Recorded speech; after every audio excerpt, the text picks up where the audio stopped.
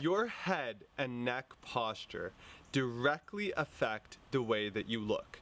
Now, when I first discovered this, obviously I was blown away. It's something that was completely new to me. But actually, when I figured this out, it wasn't from Dr. Mike Mew at all. And it wasn't from tongue posture or mewing at all either. I actually found it from a YouTuber named Elliot Hughes. Now, I'm sure many of you may know him. He's a pretty popular YouTuber. And basically what I learned from him is that your tongue is the muscle that essentially bridges the gap between the skeletal structures of your head and the rest of your body. Therefore, it's super important. Well, anyway, in this video, he talks about neck stretching and the importance of neck stretching and how so many people neglect it. So anyways, 14, 15-year-old me starts doing these neck stretches, and what I noticed was pretty incredible. Not only did my kind of traps and neck areas start looking better, but my face started looking better. So hold on, what's going on here? It wasn't until later that I started learning about the tongue and tongue posture, and fast forward 6 or 7 years, started working with Dr. Estrabillo and really learned how all of this stuff works. In today's video, I'm going to be showing you the best stretches for your neck to improve the position of your tongue, to make you look better, to make you more comfortable, improve your posture, and improve your breathing. So now I'm going to hand it off to Dr. Estrabillo. He's going to talk about why neck posture is so important when you think about the whole big picture. Neck posture is very, very important. Why? Because when your head is forward like so, it's very hard for your tongue to work its way. Normally the tongue creates the balance between the forces from the top, which are your cheeks right here, right? And the muscles out here. The tongue will actually oppose those forces. If your head is forwardly placed, it's very hard for you to actually lift your tongue and get your tongue to actually push out. Remember, the position of your teeth in the mouth is created by the balance between the forces outside and inside. And the tongue, although it's a very, very strong muscle, if you actually have a forward head posture, guess what happened? You're limiting its space, so it cannot actually move or push the jaw upward and outward. The head normally is about 10 to 12 pounds. Okay? So that head is actually supported by the two main vertebrae called the C1 and the C2. The C1 is the atlas, and it supports the head. And the axis is the second one, the C2, that's the one with that rotates, that enables your head to rotate. Wherever your head is, the C1 and the C2 always have to follow the head. So if you have a forward head posture, these are some of the things that could happen. 1, your muscles have to work really hard. The back muscles right here have to work really hard because they have to now support this head that is like a bowling ball. This is actually otherwise called as the bowling ball syndrome. Okay, because the size of the head is approximately the weight of a 10 to 12 pound bowling ball. Also, the neck muscles, the scalene, the sternocleidomastoid, the deep muscles right here on the neck, now they have to work really hard. Why? Because if your head is on top of your shoulder the way it should be, it's very easy to actually lift that head. The moment that head is moved forward, now all of these muscles at the back, they have to work really hard. Now imagine yourself holding a bowling ball and just put it about an inch or two beyond that center of gravity of yours. Guess what? That is a lot of weight. You may be able to do it in an hour, but what happened after 4 hours? What happened after holding that ball for a day, 24 hours? What happened if you hold that ball for however old you are? You've been holding it that long. Those muscles now are going to work really, really hard.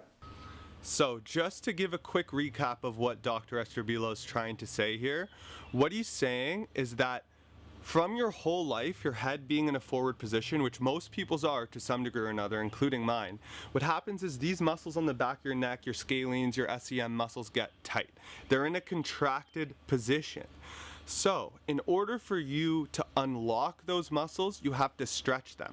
This will allow your head to come into a more natural position over top of your shoulders, which is what you want. By doing these stretches every day, your head's naturally going to be in that position, guys. Your tongue is going to be better able to function day in, day out, and that's what you want. You know, your neck and these muscles being tight and stiff, it's keeping you stuck. You can think of it like you're locked in that position. So you trying to improve is really going to be aided by you doing these daily stretches every day.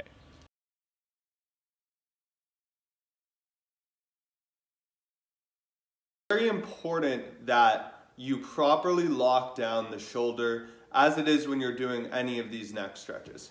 So you're going to be using a chair, right? So you are going to be locking down that hand.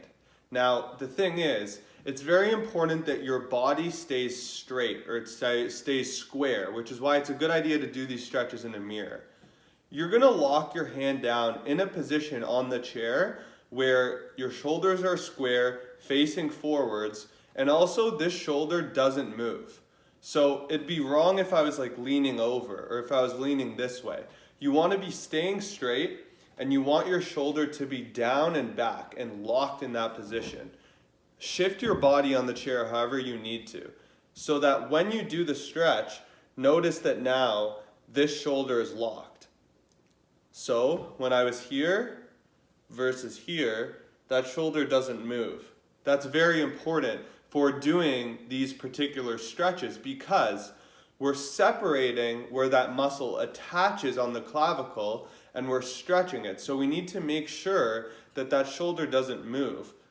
All right, so now that you know how to lock that shoulder down of the side that you're stretching, I'm going to show you 3 great stretches that you can do.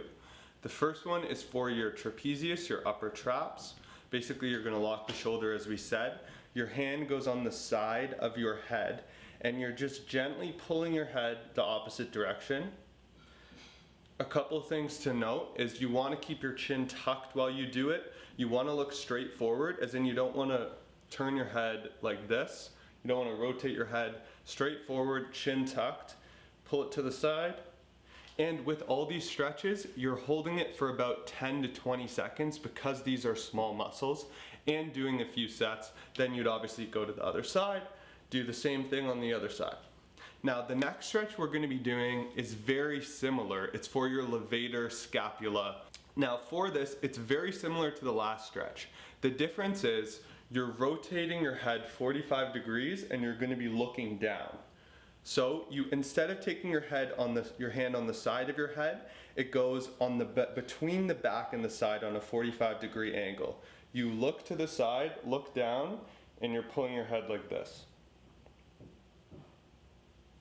So the main difference is, rather than pulling your head directly to the side, now you're pulling your head forwards and down, tucking your chin. Hopefully I explained that well for you guys. I find it a little tough sometimes to explain the difference between those two, but you know, there is some overlap. Like both of them will stretch both the trap and the levator scapula, but it's good to do both of them. Now this next one is really good for your scalenes. What you do again, you lock the shoulder down, and then what I want you to do is I want you to look 45 degrees to the side and then tilt your chin up until you feel a stretch through here. Then when you do, you put your hand on your chin and you're just going to push your chin the other way. So you look up and 45 degrees away, take your hand, push your chin a little more. Now that is going to be a really good stretch if you've never done it before. You're stretching your suprahyoid muscles as well, your scalenes, even the SEM muscles. These are muscles again that get really tight. So if you've never done these stretches, I promise you they're going to feel fantastic, and they're going to get you great results. They're going to improve your posture, and they're going to feel really good. So again, you're doing both sides, a few sets per day for 10 to 15 seconds per set. and that should really help you. Now, one other thing I want to talk about quickly is chin tucking.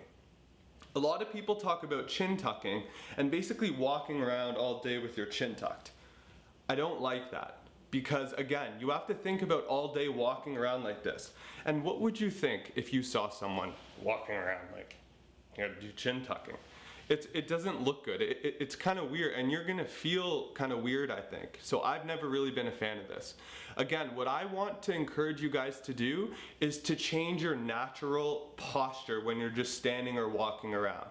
The way we do that is by using chin tucks as an exercise and a stretch. So doing it, again, for 15 seconds a couple times a day, and you're stretching these muscles on the back of your neck. So after you do it, you will be in a more tucked, your chin will be in a more tucked position just naturally, and that's what you want. So for this, very simple. All you're doing is you're just gonna bring your chin directly back, give yourself a nice double chin.